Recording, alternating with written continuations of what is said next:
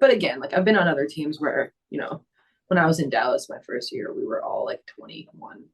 So, we're trying to figure it out. And I thought like towards the end of that season, we played really well too. So like obviously all of these franchises that I've played for have great qualities. And I think that the ones I just talked about are for the good ones about Connecticut.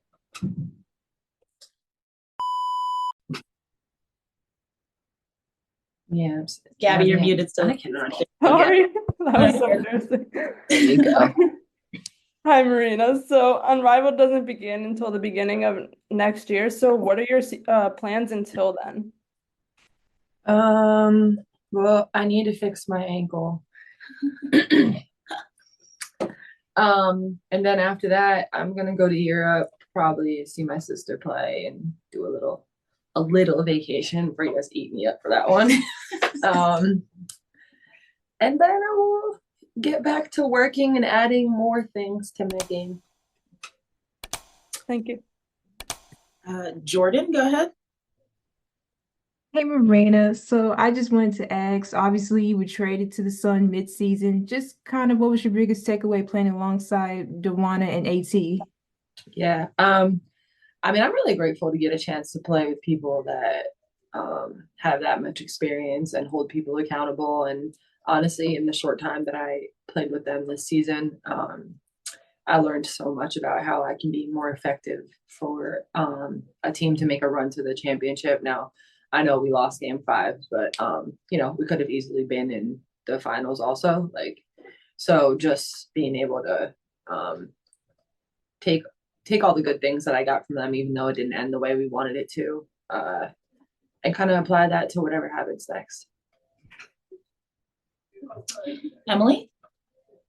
It seems like you were able to fit in really easily, even just interpersonally on this team. I mean, just reflecting on the last couple of months, what do you feel like about this organization was such a good fit for you? I feel like my teammates accepted me for who I am. Like they weren't trying to change me, and that makes it really easy when you have people that love you and accept you to come and be yourself. And then towards myself, I think I'm a kind of player that I can fit into a system pretty easily as long as it fits towards my game. And I felt like that the system that Steph runs is really good for me, especially all the off ball movement, the screenaways, the pin downs, the handoff, stuff like that. That kind of gets me that little advantage that I need to be effective offensively. Maggie? Kind of on that same note, you've played for different teams throughout the league. How does the Sun, just as a franchise and as a team itself, differ from other teams? There's a level of discipline and a level of professionality here where, the players just have to worry about playing basketball. A lot of things don't get down to the players, and I think that's really good. I also feel like, obviously the players here are very experienced and they want to keep a good environment and they make sure that they kind of hold people accountable for that. So I think that's great. And I don't know that that's never happened on places that I've been. I just think I think that this is a key to why I think Connecticut is successful. But again, I've been on other teams where, when I was in Dallas my first year, we were all 21. So, we're trying to figure it out. And I thought towards the end of that season, we played really well too. So obviously all of these franchises that I've played for have great qualities. And I think that the ones I just talked about are for the good ones about Connecticut. Christina? My question is a follow-up to your answer from Gabby.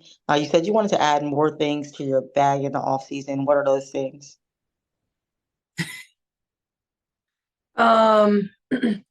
I don't think I finished at the rim particularly well this season like I did in other seasons. So we'll be getting to the rim a little bit next season for sure. And then I think just being able to take physicality better.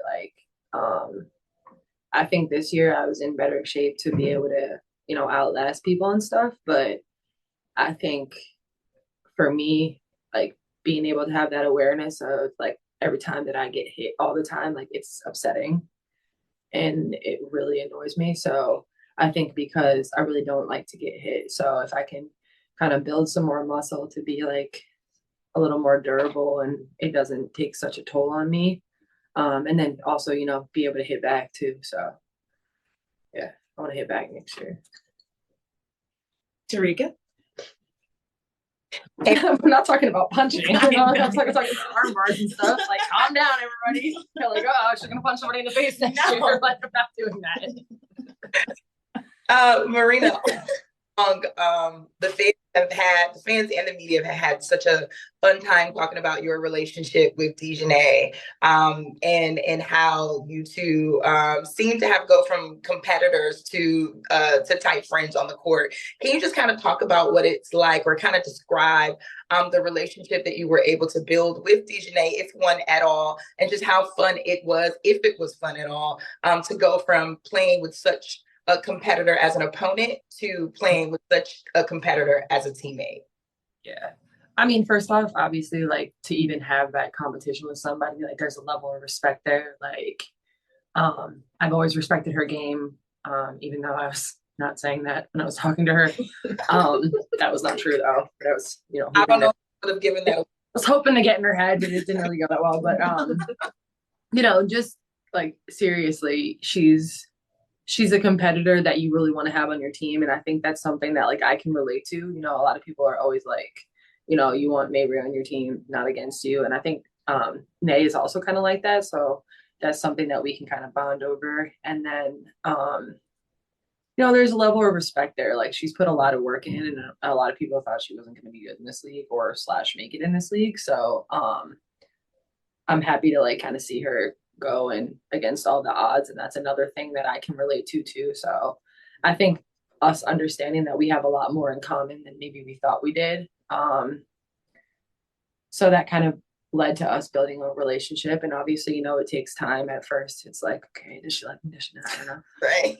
But we got a chance to, like, connect and stuff, and I think that Nay will probably be a friend of mine for a long time. Thank you. Maggie? You mentioned you were waiting to help heal your ankle. How are you feeling? Are you able to walk and move? Do you think it will affect your play in Unrivaled at all? I hope not. That would be wild. It's a long time for an ankle injury.